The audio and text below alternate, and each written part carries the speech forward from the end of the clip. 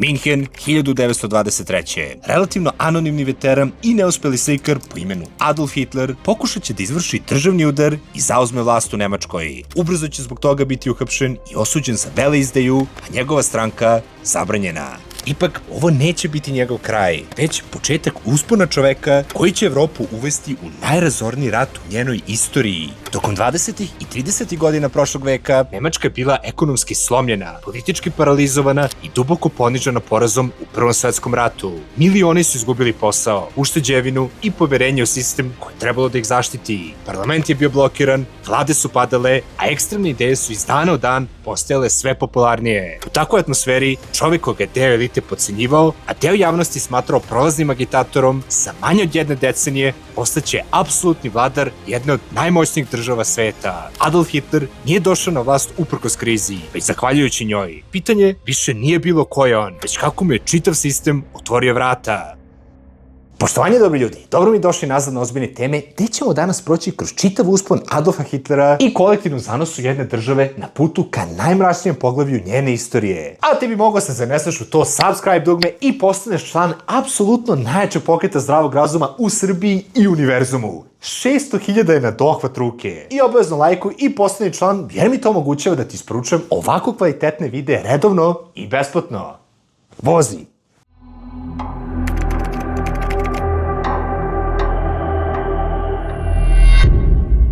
Da bismo uopšte razumeli kako je došlo do ovakvog ludila, prvo moramo da razumemo pozadinu. Bez toga nećeš shvatiti uspon ovako ekstremne figure. Naša priča počinje 1918. završetkom Velikog rata, koji će ironično biti prekršten u Prvi svetski rat upravo zahvaljujući našem današnjem subjektu. Mada je Nemačko carstvo doživjelo određene uspehe na bojištu, na kraju će biti potučeno na zapadnom frontu i iz rata će izaći kao poražena sila. Nemački car beži iz zemlje 9. novembra 1918. Monarhija pada, a Nemačka postaje Vajmarska republika. 2 dana kasnije, predstavnici nove republike će potpisati primirje sa silama Antante. Amerika, Britanija, Francuska i ostali saveznici su Versajskim sporazumom 28. juna 1919. odlučili da Berlin proglase odgovornim za izazivanje rata i smrt preko 15 miliona ljudi širom sveta, te joj kao kaznu oduzimaju oko 13% teritorija na kojima je živelo oko 7 miliona ljudi. Zatim joj ograničavaju vojsku na samo 100.000 ratnika i potom nameću dug koji je, po nekim procenama, bio za 25% veći od čitavog BDP-a države. Narod nije bio preterano oduševljen ovim dilom. Za milione Nemaca, Versajski sporazum nije bio samo poraz, već nacionalni slom i poniženje. Mnogi nisu hteli da prihvati ideju da je Nemačka zapravo doživjela poraz na bojnom polju. Te krivice traži među političarima Vajmarske republike koji su potpisali to primirje, a posebno optužuju radikalne levičare, to jest komuniste i revolucionare koji su pozivali na završetak rata, socijalnu i političku promenu, štrajkove, pa čak i revoluciju. Ali su za gubitak krivili i Jevreje. Posle 1918. ovaj narativ zabadanja noža u leđa je bio široko rasprostranjen među desničarskim krugovima u Nemačkoj. Te možda zamisliš koliko su se desničari i komunisti obožavali. I neretko su iskazivali tu svoju ljubav jedni prema drugima na ulici. Politička scena je bila duboko podeljena. U narednih 14 godina smenit će se čak 20 vlada, od kojih nijedna neće uspeti da uspostavi stabilnost. Ulice su faktički postale GTA lobby, gde su levica i desnica kulturno razmenjivale svoje ideje bombama i državnim udarima. Ipak, čak i sama levica je bila duboko podeljena, tako da je njihova borba protiv uspona desnice bila osuđena na propast.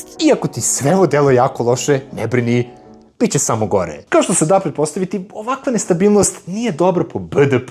Što znači da Nemačka nije imala kinte da otplati sve te silne dugove i ratnu odštetu, ali nije mogla da plati čak ni sopstvene radnike, gde životni standard počinje da tone. I nemački vođe ovde odlučuju da malo stave prstić na čelo i razmisle kako da dođu do novca koji uopšte ne postoji. I tu dolaze do briljantne ideje da ga samo izmisle. Tako su krenuli da štampaju novac do besvesti, čime je vrednost nemačke marke toliko propala da je do kraja 1923. $1 vredeo 4 biliona 210 milijardi 500 miliona maraka. Tada nastaje čuveni mim da je novac bio toliko beskoristan da ako bi napunio kolica markama i ostavio ih na ulici, neko bi odbacio sav taj novac i ukrao ti samo kolica. Zbog toga, nakon što Nemačka nije uspela da otplati rat u Francuskoj u vidu uglja 34. put, Francuzi su odlučili da zajedno sa Belgijancima jednostavno okupiraju nemački Rur kao odštetu, što je naravno Nemačko izazvalo još veće nezadovoljstvo, još više nestabilnosti i još veću inflaciju. Ova atmosfera bila je plodno tlo za uspon ekstremističkih ideja. Mnogi su za ove komplikovane probleme tražili jednostavna rešenja. I na jugu zemlje pojavit će se čovek koji će u svom tom haosu uvideti priliku i sav taj gnev i nezadovoljstvo pretvoriti u svoje najjače političko oružje. Hitler. To je bio Hitler. Mislim, očigledno, njemu je video. Hitch je imao skromne početke. Rođen 20. aprila 1889. u jednom austrijskom gradiću, njegov dečački san bio je da postane slikar. Ipak, Akademija likovnih umetnosti u Beču, koju je hteo da upiše, nije delila taj entuzijazam prema njemu, te ga odbija 2 puta. Najskuplje ne u istoriji. Ovo, u kombinaciji sa smrću njegove majke, je mladog Adolfa učinilo izuzetno gnevnim. Bez posla i osnovca, godinama je krpio kraj sa krajem, crtanjem i prodajom razglednica, živeći u siromaštvu i čak i neretko u domovima za beskućnike. Ovo je bio težak period za Hitlera, period u kome se on zainteresovao za politiku. U Beču su se već tada uveliko širile rasističke ideje o, kako su oni smatrali, superiornoj arijevskoj germanskoj rasi, te su slovenski narodi, Jevreji i ostali smatrani narodima niže vrednosti. Ovo, zajedno sa pangermanskim nacionalizmom, odnosno idejom Velike Nemačke, su bile ideje koje su se jako svidele mladom Adolfu i kasnije će postati kamen temeljac njegovoj političkoj ideologiji. Ispijanje Prvog svetskog rata 1914. je za Hitlera zapravo bila dobro poslovna prilika. Našao je neku svrhu u svom životu. A kako nije bio ljubitelj negermanskih naroda, nije hteo da ratuje za etnički buć kuriš zvani Austro-Ugarska, te odlazi u Minhen i otpočinje svoju karijeru kao vojnik i kurir u nemačkoj vojsci, prema kojoj je osjećao lojalnost. Tu je bio ranjen takođe 2 puta, ali i odlikovan. Vest o tome da se Nemačka predala 1918. je teško pogodila mlađenog Hiću i, kao i mnogi drugi veterani, odbio ideju da je Nemačka stvarno izgubila rat na bojištu. U njegovoj glavi izdaja je došla od strane unutrašnjih neprijatelja, odnosno komunista, levičara, Jevreja i izdajnika sa vlasti. Ipak, bez formalnog obrazovanja, odlučuje da ostane zaposlen u vojsci. Tada se vraća u Minhen, gde ga vojska, u fantastičnom obrtu ironije, angažuje kao doušnika koji će se infiltrirati u desničarske grupe. Tako se, po naređenju svojih nadležnih, infiltrira u jednu malu, sićušnu stranku, Nemačku radničku partiju, Deutsche Arbeiterpartei, DAP, izrazito nacionalističku, rasističku, antikomunističku, antidemokratsku i antisemitsku stranku, što je i bilo po Hitlerovom ukusu. I na toj svojoj misiji, na jednom od okupljenja stranke, nije uspeo da ostane ravnodušan, već je potpuno spontano održao vatreni govor koji je očarao jednog od osnivača stranke. Tada je postalo jasno da Hitler možda nema talenta za umetnost, ali ga i tekako ima za javni govor. I ubrzo dobija poziv da se pridruži toj stranci, što mu, ponovo krajnje ironično, vojni nadležnici naređuju da prihvati, mada on to svakako i sam hteo. Tada postaje DAP-ov član broj 555, što ne znači da ih je stvarno bilo toliko, nego su počeli da broje od 500 da bi kao delovalo da ih ima više.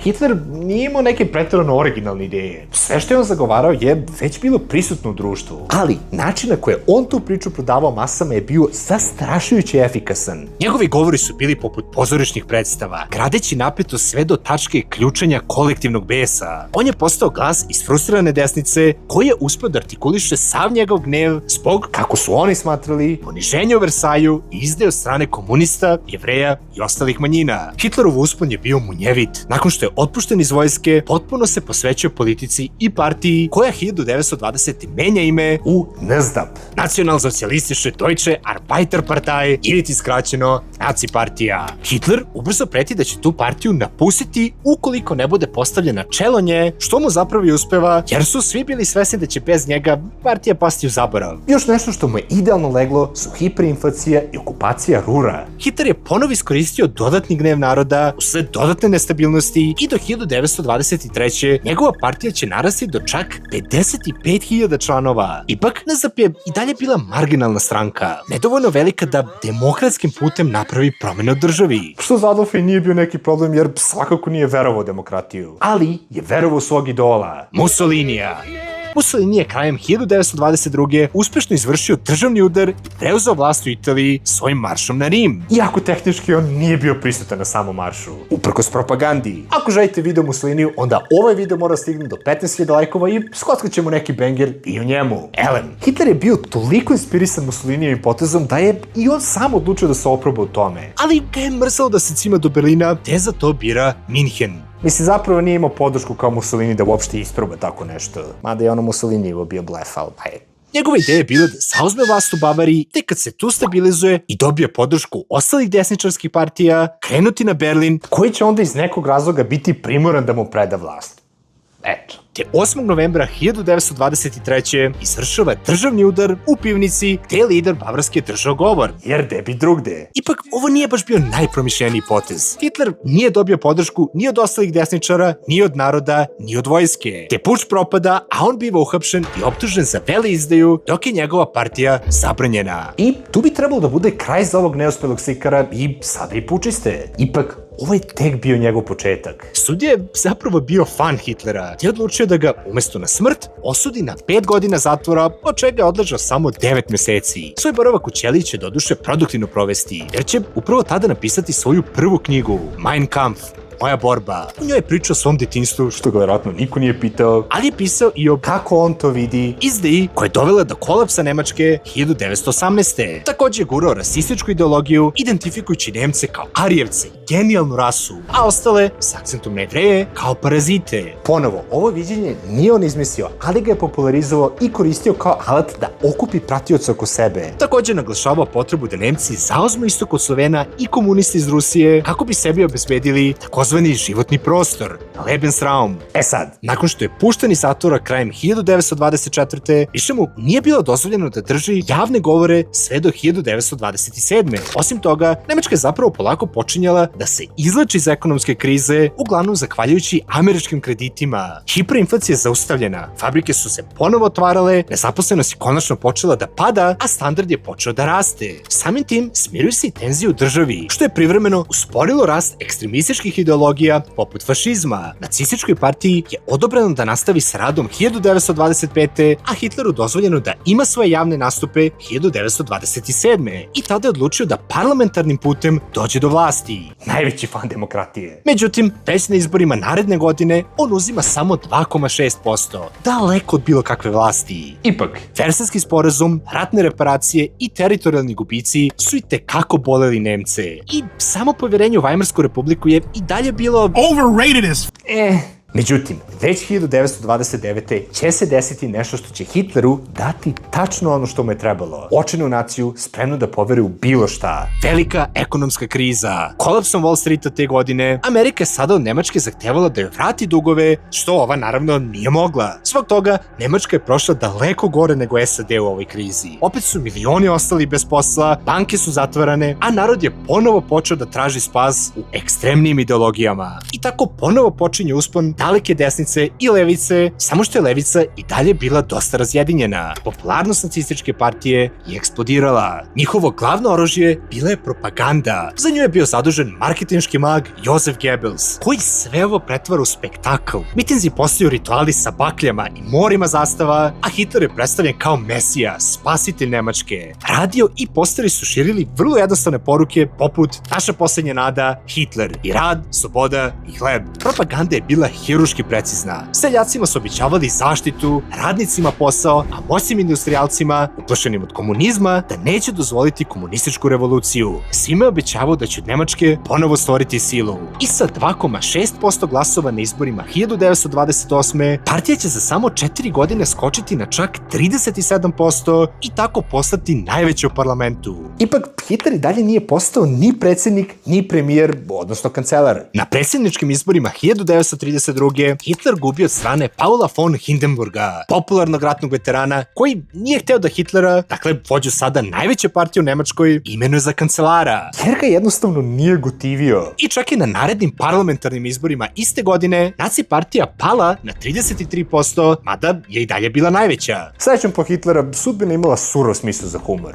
Naime, nemački industrijalci i elita su se plašili komunista i nestabilnosti u državi. I pošto je Hitler bio broj 1 neuživalac komunizma, komunizma, neki od njih su smatrali da bi mogli da iskoriste njegovu popularnost u vladi i tako zajedničkim snagama iskoriste levičarsku ideologiju, ali i zaštite svoje interese. Te on je ubeđio Hindenburga da imenuje Hitlera za kancelara, misleći da će moći da ga kontrolišu. Šta je najgore što može da se desi? Bukvalno se desilo najgore što može da se desi. 30. januara 1933. Hitler postaje kancelar Nemačke i tada počinje njegov blitzkrieg protiv demokratije. Njegove paravojne jedinice SA, odnosno Stormtrooperi i SS su vršili represiju i širili strah čitavom zemljom kako bi nacistima obezbedili ubedljivu pobedu na sledećim izborima. Ali falio im je taj jedan ključan događaj, ta jedna tragedija koja će ujediniti narod. O, gle, zgrada parlamenta gori, a požar je podmetnuo baš komunista. Kakva slučajnost. Dobro, zapravo nikad nije utvrđeno da je Hitler planirao ovaj požar, ali zanimljiva koincidencija. Da je Walter Gemp, čovek koji je u tom trenutku bio šef vatrogasne službe u Berlinu, mesec dana kasnije počeo da iznosi dokaze da su nacisti podmetnuli požar. Kasnije za to uhapšen i potom nađen mrtav u svojoj zatvorskoj ćeliji. E sad, zašto bi Hitler ovo radio? Pa zato što je sada imao savršen izgovor, strah od komunista i mogao da proglasi vanredno stanje. Jer kad proglasiš vanredno stanje, kancelar Nemačke efektivno dobija apsolutnu moć u državi i to pod izgovorom da tako mora da stabilizuje situaciju.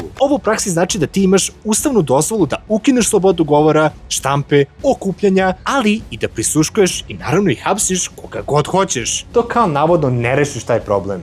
Nadam se da to nikad niko neće zloupotrebiti. Tako je Hitler dobio apsolutnu vlast i počeo masovna hapšenja komunista i svih ostalih koji su mu se javno suprotstavljali. Ovo u kombinaciji sa njegovim paramilitarnim jedinicama SA i SS, koji su silom osvajali simpatije širom države, je Hitleru omogućilo da se malo pojača na predstojećim izborima u martu 33. kada osvaja 44% glasova. I sada, kada je dobar deo opozicije bio u zatvoru, a ostali političari uplašeni, mogao je da sprovede svoj čuveni zakon o davanju ovlašćenja, čime je dobio apsolutno punomoćje. Sada je mogao da donosi bilo koje zakone bez da čeka odobrenje parlamenta. Tako je Adolf Hitler postao apsolutni vođa Nemačke, a Weimarska republika prestaje da postoji. U isto vreme otvara koncentracioni logor Dachau, gde je Hitler prvobitno zatvarao političke suparnike. Mesec dana kasnije osniva i tajnu policiju, Gestapo. Sada mu je samo ostali da ukloni suparnike unutar same nacističke partije, što će uraditi u čuvenoj Noći dugih noževa, koja je zapravo trajala 2 noći. Smrt predsednika Hindenburga, da by the way, on je i dalje bio predsednik, Hitleru otvara priliku da postane i predsednik i kancelar. Tada sprovodi referendum u kome pita ljude da li to zapravo žele. I gle čuda, čak 90% je reklo da. Hitler sebe proglašava Führerom Nemačke, a vojska mu se zaklinje na potpunu lojalnost. Preuzimanje apsolutne vlasti je završeno. Usledit najmračniji period nemačke istorije, čije će posledice potresti ceo svet i strovaliti ga u najstrašniji ratni sukob ikada. O čemu više možda saznaš u mom serijalu o Drugom svetskom ratu. Uspon Hitlera je mračno i trajno upozorenje koliko je demokratija zapravo krhka igračka. A njegov dolazak na vlast bio je moguć zahvaljujući smrtonosnom koktelu od 4 ključna sastojka. Prvi, plodno tlo. Ponižena nacija, uništena ekonomija i duboke podele stvorile su savršene uslove za čoveka koji nudi jednostavna rešenja, ali i dežurnog krivca. Drugi, daddy figure, ubedljiv govornik, demagog koji može da artikuliše sav bes i strah miliona i da to pretvori u politički pokret sa sobom na čelu kao kultom ličnosti. Treći, metod, legalna subverzija. Demokratija je uništavana korak po korak koristeći njene sopstvene alate, zakone i izbore. I četvrti, saučesnici. Arogantna elita, ubeđena u sopstvenu genijalnost, koja je mislila da može da iskoristi besnu rulju za svoje ciljeve i da posle samo opere ruke. Zato pitanje nije samo kako se to desilo tada, već i da li smo danas sposobni da vidimo znake upozorenja pre nego što bude prekasno. A ti bi mogo da postaneš saučesnik u rastu najjačeg i najvećeg pokreta zdravog razuma u Srbiji i univerzumu. Lajkom, šerom i subscribe-om. Ti bi je to potpuno besplatno, a meni je omogućava da ti isporučujem ovako kvalitetne videe redovno. Zato možeš da se učlaniš, možda doniraš na Patreonu, majice, šolje, duksevi, kape, smisli još nešto kako možeš, tipa zvonce, što da ne, to smo zaboravili potpuno, i možda me zapratiš na Instagramu, eto. Vidimo se, Bože zdravlja, za 2 nedelje, pozdrav! Poštovanje, dobri ljudi, dobro mi došli nazad na ozbiljne teme, gde ćemo danas proći kroz čitav uspon Adolfa Hitlera i kolektivni zanos države na njenom putu ka